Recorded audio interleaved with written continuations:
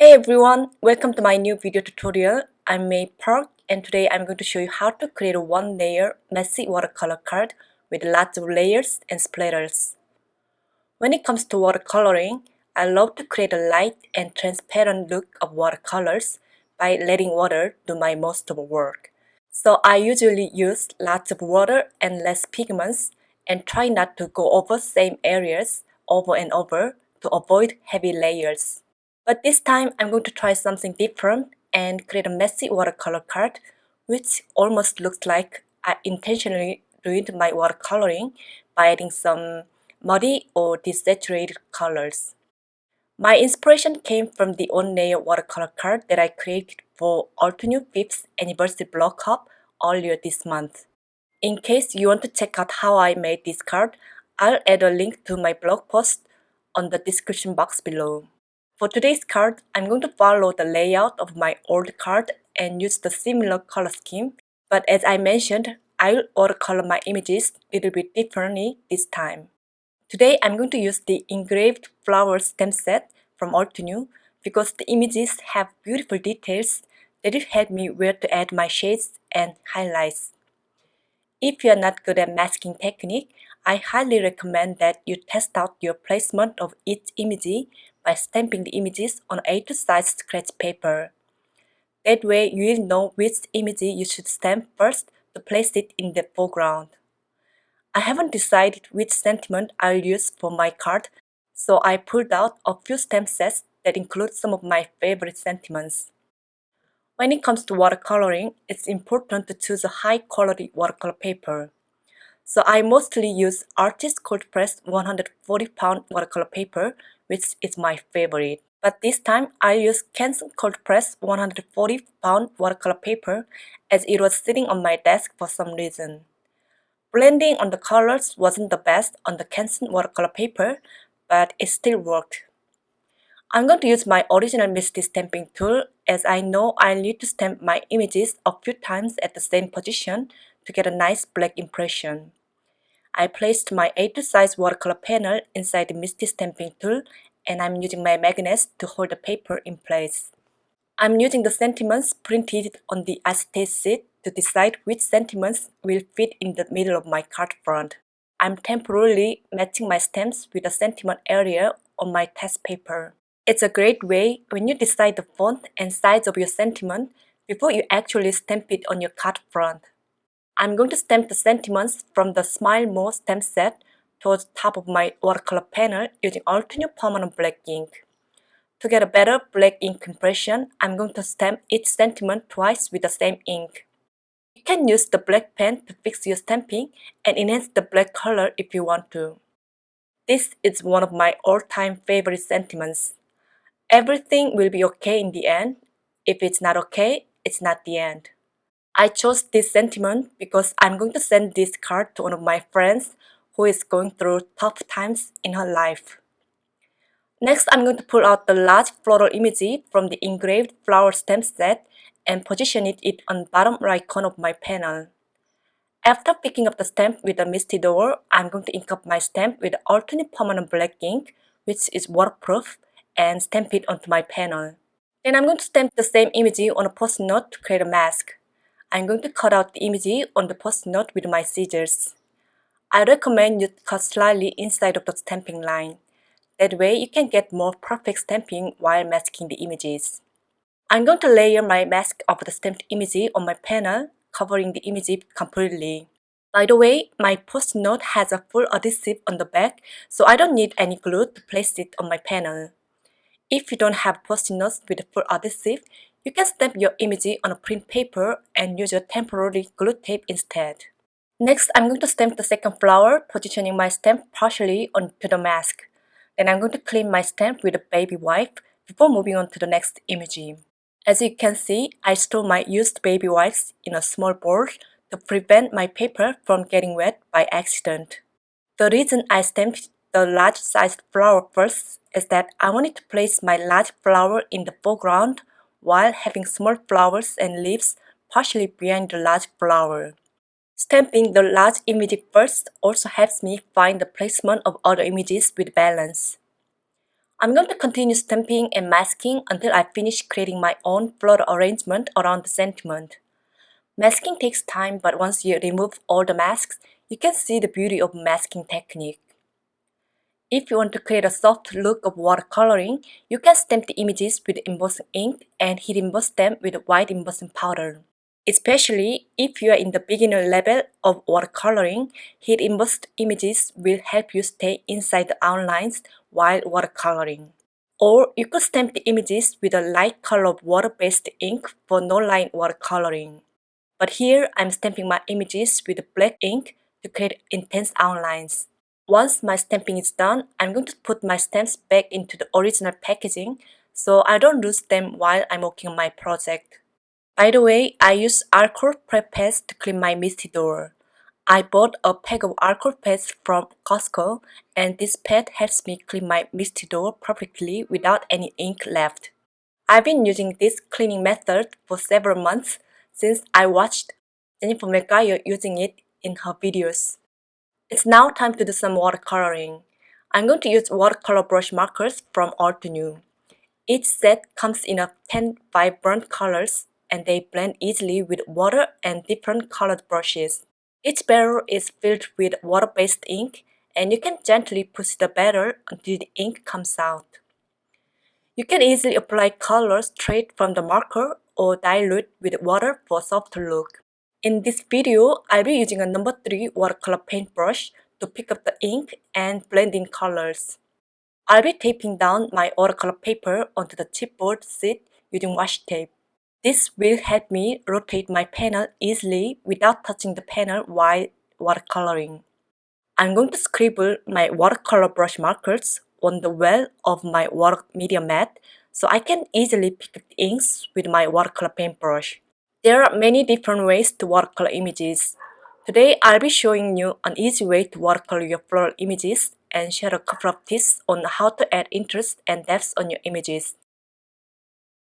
Once I pick up some medium dark color from my palette with my watercolor paintbrush, I'm applying the color to the bottom of each petal and where two petals meet together to indicate the shading areas.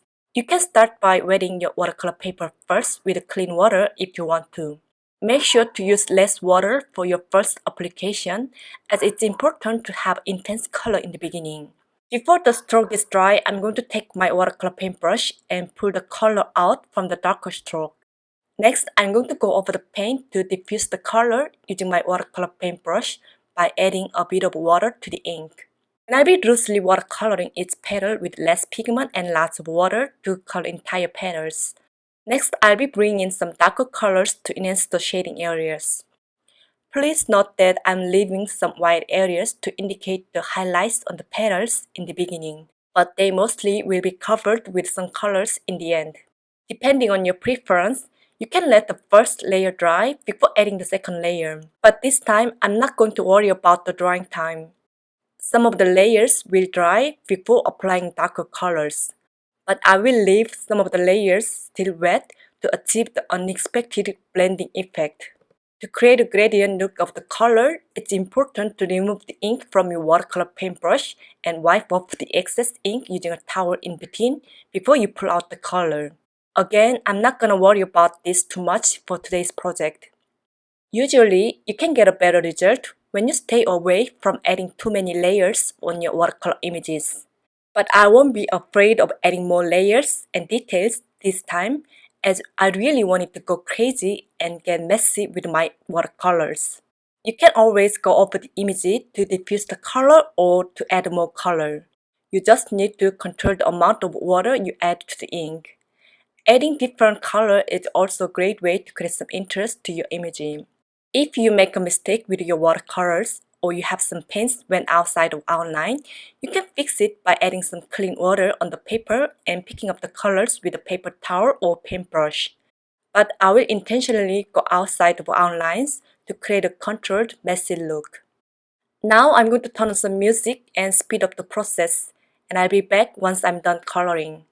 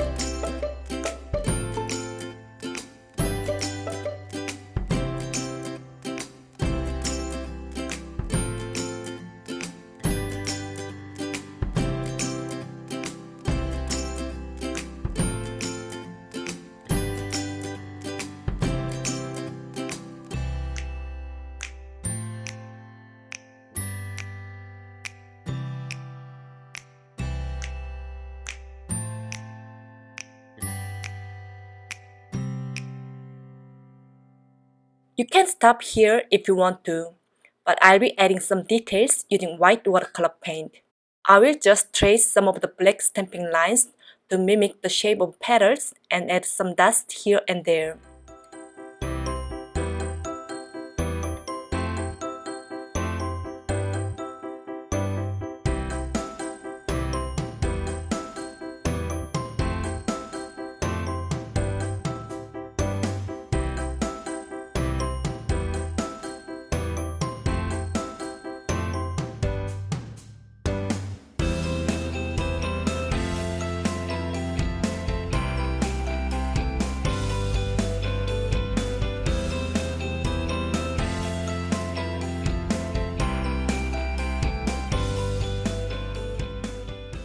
Next, I'm mounting my watercolor panel on the A2 size top folding white card base using double-sided tape. You could use glue tape if you want, but strong adhesive helps your watercolor paper stay flat and sturdy. I'm going to splatter the background with some of the ink colors I used on my flowers and leaves. Before creating the splatters, I'm covering my sentiments with a post-it note to protect them from the ink splatters. To create splatters, I'm going to pick up the ink from my palette using a small paintbrush and tap the body of my paintbrush with my finger. If you don't want your colors to mix up together, make sure to dry the previous splatters using a heat tool before you add the next splatters using a different color. This splatter technique is a bit random but can create some very fun results, so I strongly recommend you to give it a try if you haven't done it yet. If you are not good at creating splatters, you could use the tip of your colored pen to add tiny dots. Next, I'm going to remove the post-it note and add some dots around my sentiments using my watercolor paintbrush. Then I'm going to set my watercolor cards aside for about 10 to 20 minutes to let it air dry. This is it for today. If you watched all the way to the end, thank you so much. I hope this video was inspiring or informative for you guys. I'll link all the products and everything that I talked about in the description box below. If you have any questions, just write them below and I'll be happy to answer them for you. If you enjoyed my video, please give it a thumbs up and share it with your friends. If you haven't done it yet, make sure to subscribe to this YouTube channel for more card making videos. Thank you for watching and thank you for being here, and I'll see you guys in my next video. Bye bye!